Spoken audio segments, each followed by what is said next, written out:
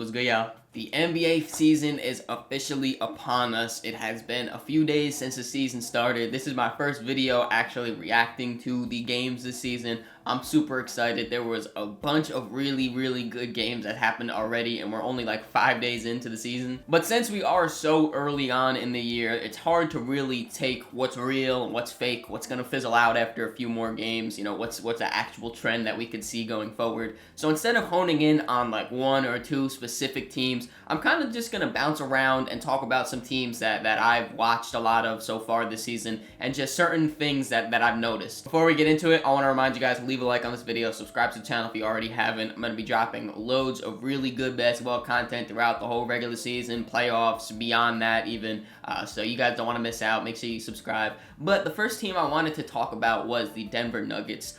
When I did my Western Conference predictions, I had the Nuggets as a top 4 seed. I believe I had them third. I was really high on the Nuggets. I thought people were really exaggerating the loss of KCP, and I thought Jokic is still the best player in the world. He's still going to be able to carry this team. They have solid supplementary pieces around him. They should still be good. After 2 games, the Denver Nuggets do not look good. Their first game of the season was a blowout loss to the OKC Thunder, and this game didn't really worry me too much because it is the first game of the season, so, you know, I want to cut them a little bit of slack right there. And then also it's against the OKC Thunder, who are widely known as the favorite to be the #1 seed out west, and a lot of people's favorites to make it to the NBA Finals out west. So, you know, they had really high competition. It's fine. You know, I kind of expected them to lose that game. A blowout is kind of tough. It was a really ugly game from them.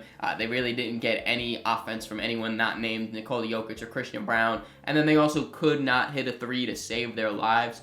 So it definitely was an ugly game, but I didn't think it was the end of the world just yet. But then their second game was against the Los Angeles Clippers, and I watched this game from start to finish. It was an early start game, 5 o'clock, so I was able to fully have 100% attention on this game.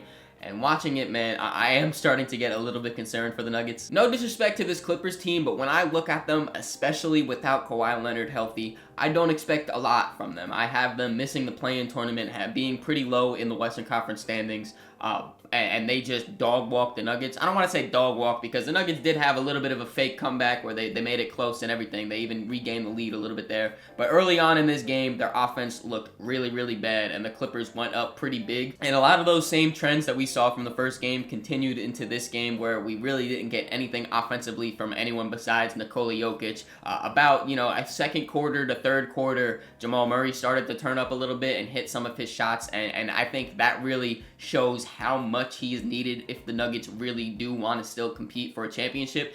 They can't just go out there saying, Jokic, get us every single shot, whether that's you shooting or getting someone the easiest look of their lives. You need to create everything for us. That's not going to work. They needed Jamal Murray to be out there and to be hitting shots, creating for himself and for others.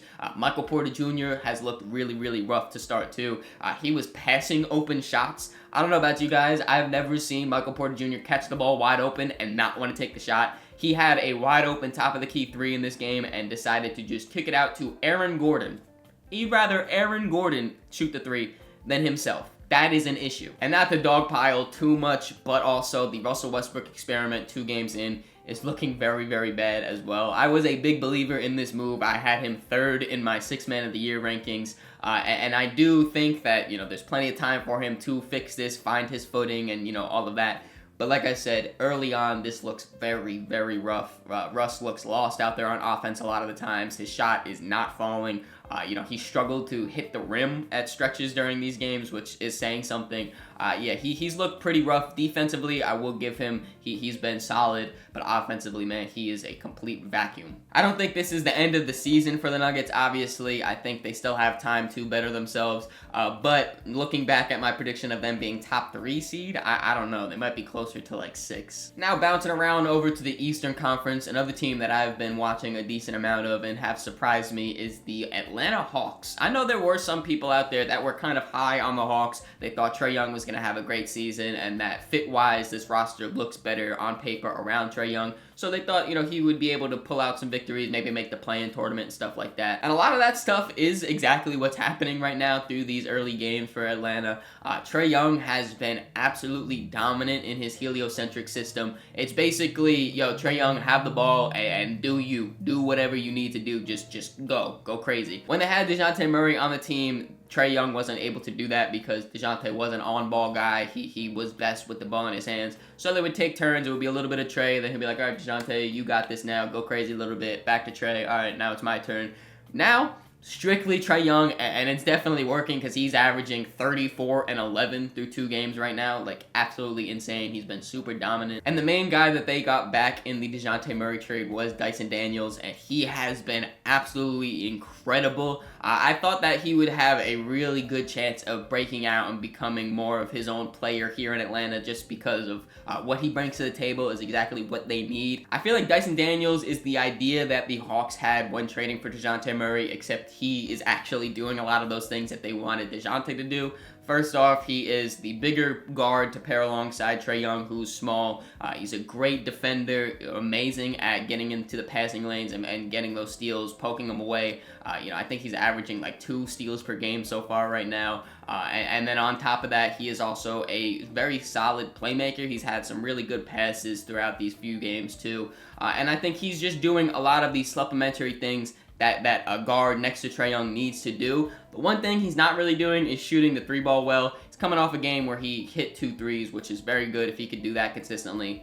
Man, he's the perfect fit here. But, besides shooting, he does a lot of the other things that Atlanta needs from their guard next to Trae Young. And the pairing there so far has looked really, really solid. And then the rest of the role players around Trae Young are just super lengthy, athletic guys like Jalen Johnson, who's off to a shaky start, but still looking pretty solid. DeAndre Hunter just had a solid game scoring the ball. Onyeka Okongwu had the game of his career in the first game. Grabbing rebounds, going back up. Zachary Ricochet, the first overall pick, has looked pretty solid. Atlanta, if they're going to continue their play style like this, and if Trae Young can continue this super high volume of scoring and playmaking, they definitely could have a really good shot at the play-in tournament. And I might as well switch over to this next team who just played the Atlanta Hawks a few days ago, and that is the Charlotte Hornets. Coming into the season, I was super high on Charlotte, and I thought that they would be really, really good. And so far, even though they have a negative record, they are looking really good. LaMelo Ball is on an absolute heater to start this season. Right now, he's averaging 32 points, 7 rebounds, 7 assists. Doing it all, but it's not just the normal numbers that we're seeing from LaMelo.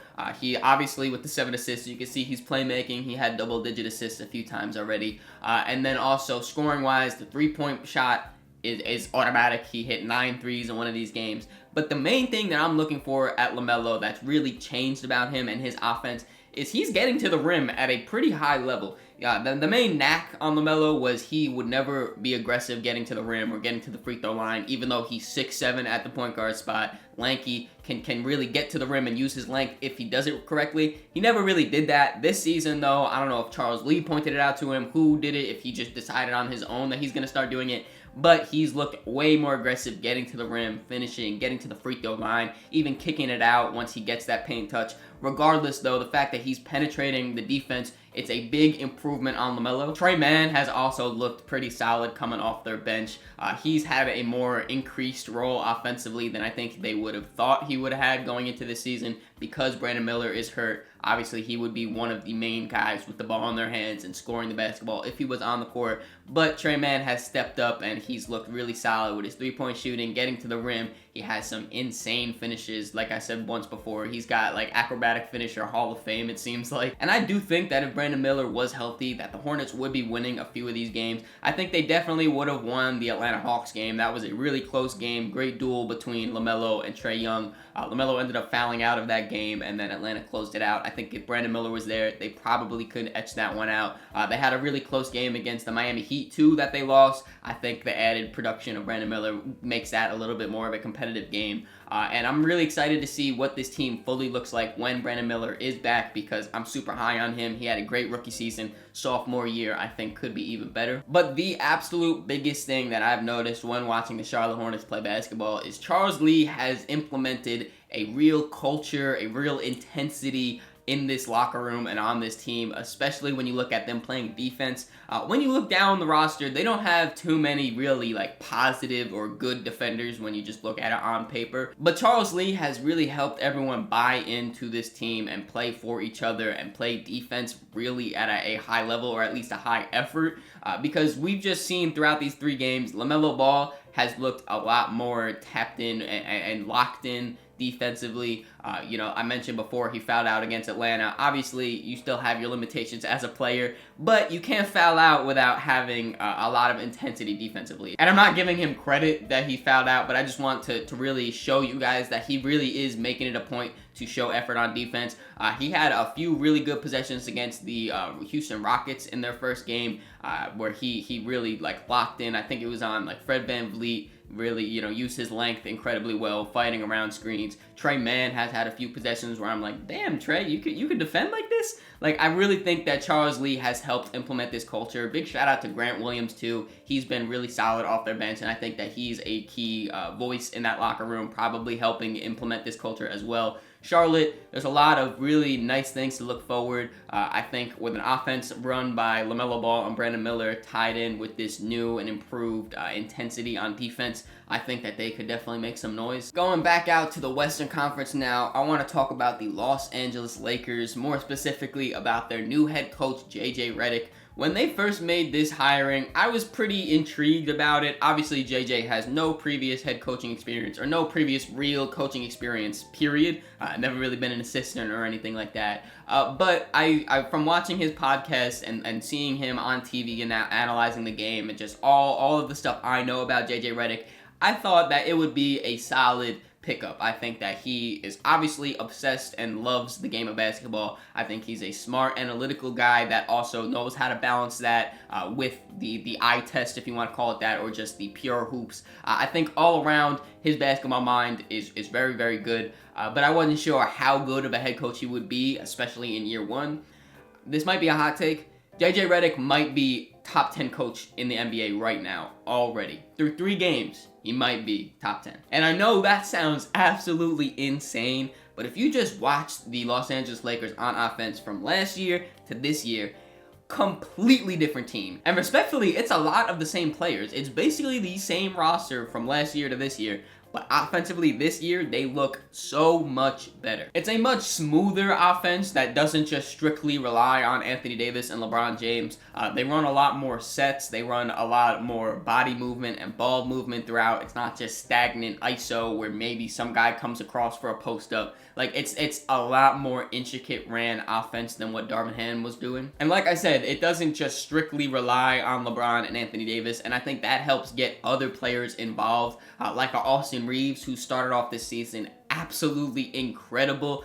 He's putting up 18, 6, and 6 while shooting 55% from the field, 44% from 3. JJ Redick had a quote in one of his post-game interviews saying, "I knew that Austin Reeves was a good player. I didn't know he was this good." I'm really excited to see how much JJ can get out of Austin Reeves, putting him in the right positions to really make plays and score. I'm really interested to see, because already I could see that he's made a jump. He looks incredible right now. But even other guys like Rui Hachimura, he's looked really, really good to start as well, shooting the 3 ball, getting to the rim. Dalton Knecht, their rookie, he's only played limited minutes in some of these games, but when he's on the court, he's shooting the 3 ball effectively. He's using his length and competing defensively. JJ's just done a really good job at making this team more of a collective and empowering these role players to do what they do best and putting them in good positions to really make plays and succeed. And while the offense isn't solely based on LeBron James and Anthony Davis, there's still a very big part of it. Anthony Davis, more specifically, right now, he looks like an MVP and a Defensive Player of the Year candidate. He's averaging over 30 and 10, putting up 2 steals, 2 blocks per game. He's looking really, really good on both ends of the court. I don't think anyone ever questions Anthony Davis's defense, but offensively, he looks very good. He's shooting the 3 ball more consistently and at a higher rate, which kind of scares me a little bit, but right now it's going in, so I have no issue with it. He still is also getting to the rim, getting to his little face-up shots at the post.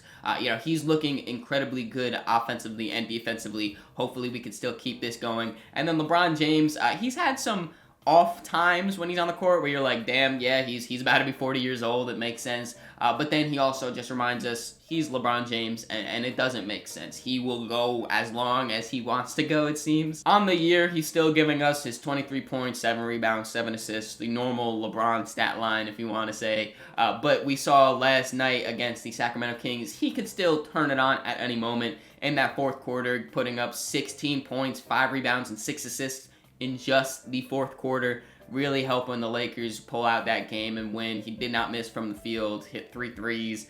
Absolutely incredible, and I think that this new JJ system can kind of empower LeBron in a way where he doesn't have to go hard all 4 quarters of every regular season game. He has these set plays to get Austin going, to get Rui going. Dalton hits a few threes. Now Anthony Davis is the focal point of the offense, and he's giving us most of our scoring.